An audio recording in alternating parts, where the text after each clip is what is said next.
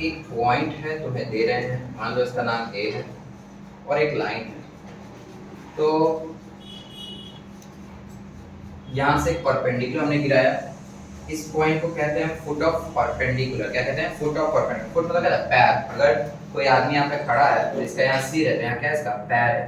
तो ये क्या हो गया? फुट हो गया। That's why this called foot of perpendicular. तो ये पॉइंट का कोऑर्डिनेट मांगा है पहला सवाल। इसमें एक और पार्ट जोड़ा है, कहता है कि ये लेंथ ऑफ भी निकालना है, length of perpendicular.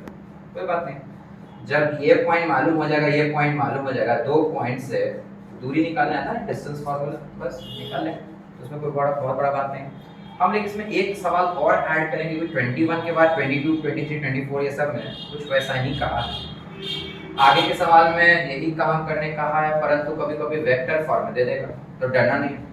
Vector form में देगा, तुम क्या में बदल दोगे? कार्टेशियन फॉर्म में बन जाएगा 26 तक भैया। अच्छा, वापस से सवाल पे आए तो आगे के क्वेश्चन में थोड़ा और एक सवाल ऐड करेगा, कहेगा कि इसको मिरर मानो। क्या मानो इसको? मिरर। और इस पॉइंट का इमेज कहाँ फॉर्म करेगा वो बताओ। तो तुम्हें मालूम है अगर ये ऑब्जेक्ट है बाबू, तो इमेज कहाँ बनता है? जितना ही ऊपर है उतना ही है नीचे। तो हम कह सकते हैं अगर a डैश को इमेज होना है, अगर a डैश को इमेज होना है तो जरूर m क्या है? बीच का पॉइंट है ना, ये लाइन का क्या है? क्योंकि ये लेंथ क्या होगा? बराबर मिड पॉइंट होगा। m क्या होगा? Mid point. और मिड पॉइंट के कॉन्सेप्ट्स हम निकालेंगे, फिर डिस्कशन पूरा होता है। अब हम आगे बढ़ते हैं, पहले फुट ऑफ परपेंडिकुलर निकालने का प्रयास करें। तो m मान लेते हैं, let m be the foot of perpendicular, और यही मुझे निकालना है। और m क्या है? m जो निकाला है, m is lying on this given line. m is lying on this given line. ओ, किसी लाइन पे पॉइंट पता करना है, पढ़ा जाए। किसी भी लाइन पे पॉइंट पता करना हो, क्या मान लो ये, और x y z के टर्म में कभी नहीं उस लाइन पे पॉइंट लेते हैं। It is better to take, क्या करते हैं हम लोग? उस k के टर्म में लेते हैं। याद है ना कैसे? तो यहाँ पे क्या करेंगे? यहीं पे कर ही देते हैं डायरेक्ट। कितना हो गया? 3k। याद है? 3k माइनस से हो जाएगा, क्या हो जाएगा? प्लस से। ये क्या हो जाएगा? 2k प्लस 7, और ये क्या हो जाएगा? Minus 2k plus 7। In this way मुझे क्या मिल गया है? m का coordinate in terms of k लेंगे। तो देखो जरा, मुझे फुट ऑफ परपेंडिकुलर चाहिए था, m माइनस m आ गया। बस इंतजार किसका है? k का। एक बार k आ जाए यहाँ पे रख देंगे, एक बार k आ जाए यहाँ पटक देंगे, बस काम खत्म, है ना? तो हमारा m का कोऑर्डिनेट मिल जाएगा। कब? जब k आ जाएगा तब। k निकालने के लिए मुझे क्या चाहिए? इक्वेशन। और इक्वेशन बनाने के लिए क्या चाहिए? Condition. And what is the condition? Both the lines AM is perpendicular to the given line। और परपेंडिकुलर का क्या कंडीशन होता है बाबू? A1 A2 प्लस, याद है? B1 B2 plus C1 C2 बराबर 0, है ना? क्या है? A1 A2 plus B1 B2 plus C1 C2 is equals to 0। अब A1 B1 C1 क्या है? पहले लाइन का डायरेक्शन रेशियो, और A2 B2 C2 दूसरे लाइन का डायरेक्शन रेशियो। तो इस लाइन का डायरेक्शन रेशियो तुम्हें दिख रहा होगा 3 2 -2। क्यों? नीचे वाले वैल्यूज को क्या बोलते हैं? Direction ratio. तो यहाँ पे भर देते हैं 3, A2 भी नहीं पता है, उसके बाद क्या भरेंगे? 2, B2 नहीं पता है, बस। अब मुझे इंतजार है, पहले लाइन का डायरेक्शन रेशियो तो हमने प्लेस कर दिया, क्या इंतजार है? दूसरे लाइन का डायरेक्शन। दूसरा लाइन कौन है? AM। अब AM का डायरेक्शन रेशियो तो मालूम नहीं है, कैसे AM का पता करोगे डायरेक्शन रेशियो बाबू? तो दोनों पॉइंट्स मालूम है। जब दो पॉइंट्स मालूम होते हैं तो उस लाइन का ज्वाइन द टू पॉइंट्स कैसे डायरेक्शन निकालते हैं? घटा घटा कर। कैसे निकालते हैं?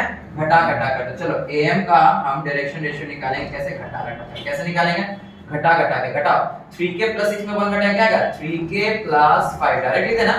इसमें ये घटाएं, क्या आएगा? 2k प्लस 7 है, 7 में से 2 घटाओ, क्या आएगा? 5। और इसमें ये घटाओ तो क्या आएगा? माइनस 2k प्लस 7 में से 3 गया 4। तो ये तुम्हारा वहां देखो दिख रहा है। हां ठीक है। तो हमारा दोनों कोऑर्डिनेट्स घटाने से क्या मिल गया है? Direction ratio. सुनो ना, इसका डायरेक्शन रेशियो मालूम था और AM का भी डायरेक्शन रेशियो मालूम हो गया है। अब क्या करेंगे? ये रहा A1 B1 C1 जो हमने भर दिया, और ये क्या है? A2 B2 C2 जो अब भरेंगे। भरो 3k प्लस 5। बस मेरा काम खत्म हो गया। इतना ही तक झंझट था, झंझट पूरा हो गया। -2k plus 4। इसको कैलकुलेट करोगे तो कितना आएगा? 3 3 9, 9 4 13 और 4 17। इसे करोगे कितना आएगा 5 है, 5 से 15 15 5 10 15 10 25 और 8, 25 में से 8 घटेगा, 25 में 8 घटा कितना हो गया 17 प्लस 17 हो जाएगा क्या हो जाएगा माइनस 17, 17 कैंसिल, k का मान आ गया कितना 1 माइनस में।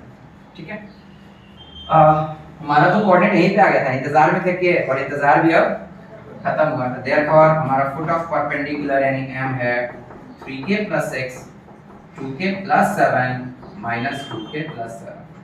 क्योंकि हमारा k का मान -1 है, -1 भरो तो 6 में से 3 गया 3, -1 भरो -2 हो जाएगा, 7 में से 2 गया 5, -1 भरेंगे तो प्लस में आएगा, 7 और 2 9।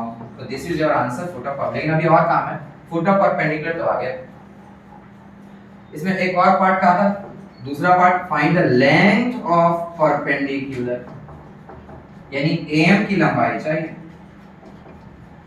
a पता है, m यहां पता है, दो पॉइंट से के बीच की दूरी कैसे निकालते हैं यूजिंग डिस्टेंस फार्मूला। याद है distance formula, root under x1 - x2 square 3 - 1 square, y1 - y2 square 5 - 2 square and z1 - z2 square 9 - 3 square. जो घटाव करोगे क्या आएगा, 3 में से गया 2 का स्क्वायर 4 9 और 36 कितना आएगा 49 है ना, 49 करोगे कितना आएगा 7 यूनिट्स।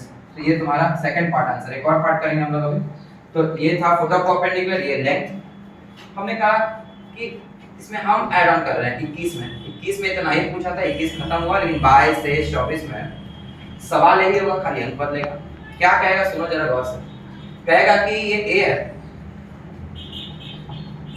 और you have to find the foot of perpendicular, foot of sorry you have to find the image। क्या पता करना है इसका इमेज, पता है ना, अभी मिरर है तो इसको समझ के इमेज बनाओ।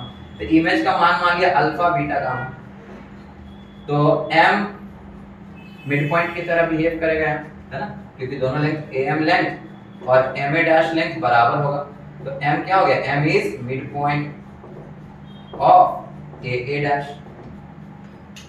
अब m का वैल्यू कितना है 359। देखो जरा गौर से समझना बाबू, अगर फुट ऑफ परपेंडिकुलर मांगा तो इस रास्ते जाएंगे, अगर मिड पॉइंट तुम्हारा अगर इमेज भी मांगेगा तब भी मुझे क्या चाहिए फुट ऑफ परपेंडिकुलर यानी m तो चाहिए ही, यानी तब भी तुमको पूरा काम करते ही आना पड़ेगा।